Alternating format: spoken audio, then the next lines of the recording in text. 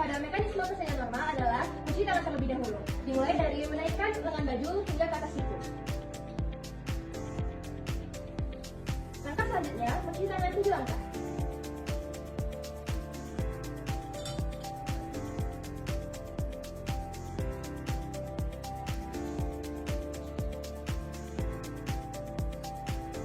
Keringkan menggunakan lap bersih.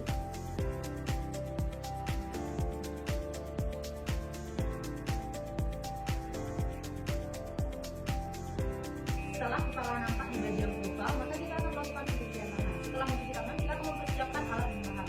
Pertama, kita siapkan alat untuk melakukan persalinan. Yang disiapkan adalah pipa. Kemudian ada 2 bantayan. Setelah setengah poler, kemudian kita ada juga pengikat tali pusat, dan kemudian ada juga kain segitiga. Setelah itu kita letakkan ke dalam baki. Spesial bunyi itu dia nggak kawan-kawan. Oke, selanjutnya kita persiapkan bahan-bahannya. Di mana bahan-bahan yang digunakan yaitu adalah oksitosin dan lidocaine. Kita katakan ampul yang menggunakan kasal, lalu kita ambil menggunakan spray 5 cc untuk lidocaine atau 2,5. Kemudian kita campur aquabides, kita ambil juga bicubidesnya 5 cc, dan kemudian kita ambil oksitosin yaitu 2,5 cc. Kemudian kita letakkan ke dalam, untuk oksitosin kita letakkan di dalam bak instrumen untuk persalinan. Dan kemudian kita persiapkan juga handphone steril. Oke, terima kasih. Selanjutnya saya dan Asma akan mempersiapkan alat untuk acting, di mana di sini sudah ada dipersiapkan Asma yaitu 1 jarum acting, kemudian ada benang acting, dan alat-alat acting ada pinset anatomis, kemudian ada pinset kirurgis, dan gunting benang. Kemudian udah kita siapkan pom kecil yang nanti akan diisikan dengan bataden. Dan disiapkan juga 1 buah tampon untuk misalkan terjadinya pendarahan pada ibu. 2 buah tampon. Silakan mengatakan ke situ. Sama kita. Langkah selanjutnya itu adalah menggunakan alat pelindung diri, dimulai dari menggunakan apron.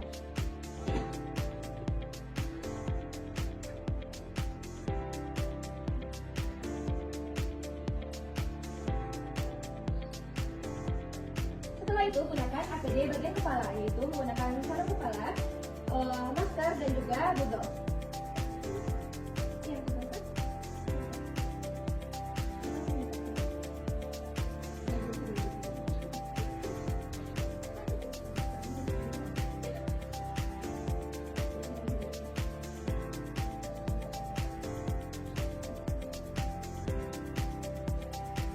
Selanjutnya gunakan google.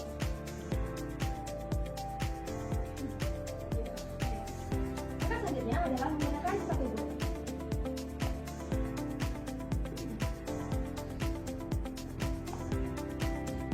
Setelah itu gunakan handphone menggunakan talenta.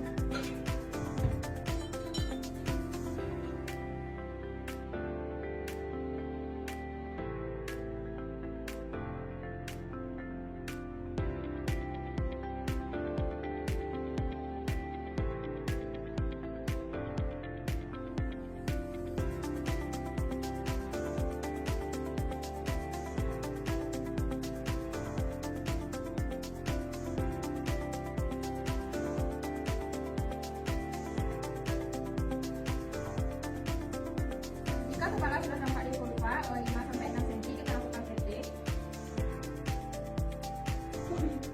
Cek lilitan tali pusat.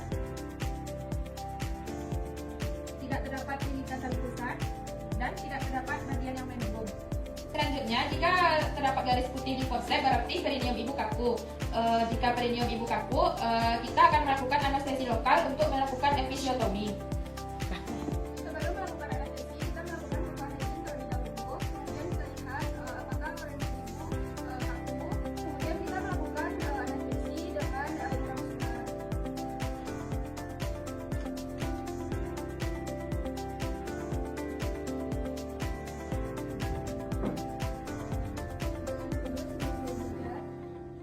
Kemudian kita aspirasi, kita darah, lalu kita suntikan.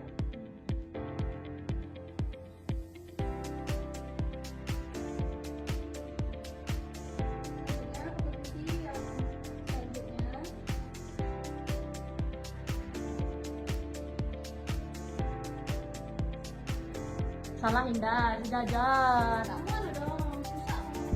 Setelah 5 menit kita cek aplikasi anestesi tadi. Jika ibu tidak mampu sakit lagi, berarti hasilnya sudah diterima dengan baik. Lalu kita lakukan episiotomi dengan media lateral.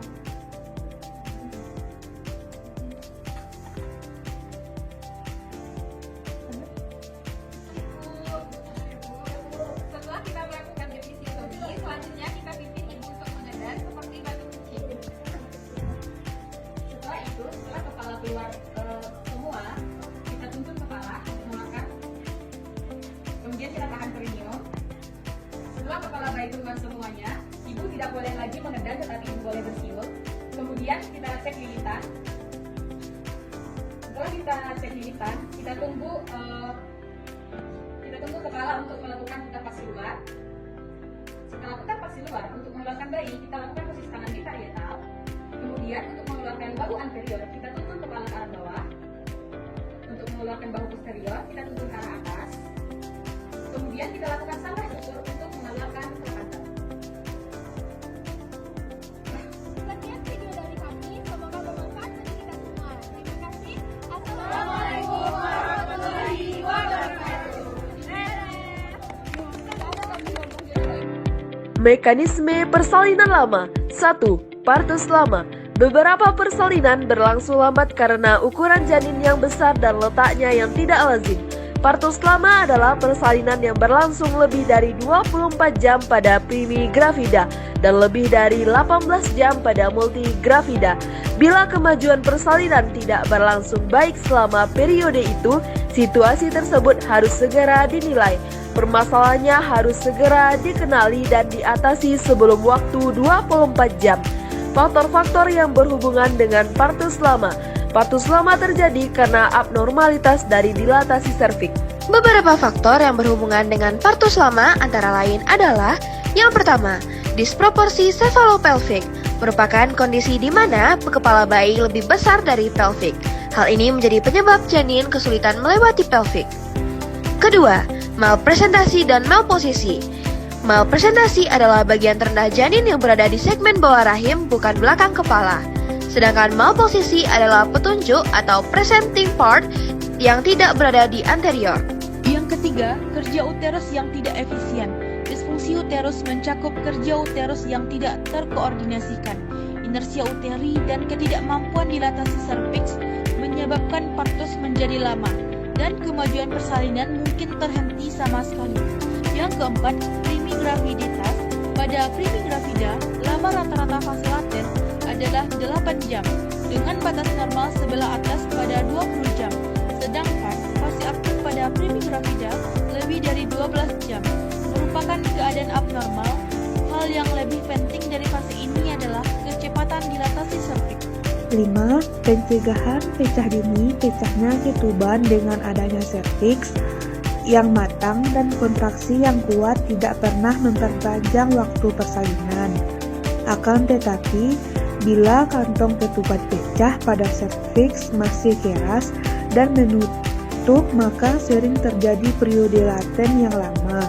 Yang keenam, analgesik dan anestesi yang berlebihan dalam fase laten kadang-kadang besar gaya yang dihasilkan oleh kontraksi otot abdomen sangat menurun sehingga kelahiran pervaginam spontan terjadi. Selanjutnya, faktor-faktor penyebab partus lama, yaitu yang pertama, kelainan tenaga atau power. His yang tidak normal dalam kekuatan atau sifatnya menyebabkan penyulit pada jalan lahir yang lazim terdapat pada setiap persalinan dengan tenaga yang kurang dari ibu bersalin, sehingga persalinan mengalami hambatan atau kemacetan. Yang kedua, kelainan janin atau persalinan, yaitu persalinan dapat mengalami gangguan atau kemacetan karena kelainan dalam letak atau bentuk janin. Yang ketiga, kelainan jalan lahir atau passage, yaitu kelainan dalam ukuran atau bentuk jalan lahir bisa menghalangi kemajuan persalinan yang menyebabkan kemacetan. J. Dampak persalinan lama. Partus lama dapat berakibat buruk baik pada ibu maupun pada bayi. Ibu dan bayi dapat mengalami distres serta meningkatkan risiko infeksi karena dapat menyebabkan meningkatnya tindakan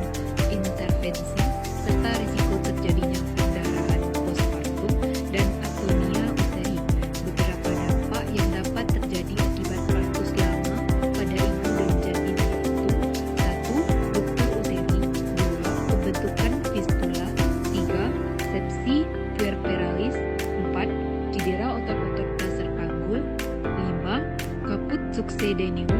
6. Molase kepala janin akibat tekanan his yang kuat. 7. Kematian janin. Selanjutnya yaitu klasifikasi partus lama. Yang pertama, fase laten memanjang.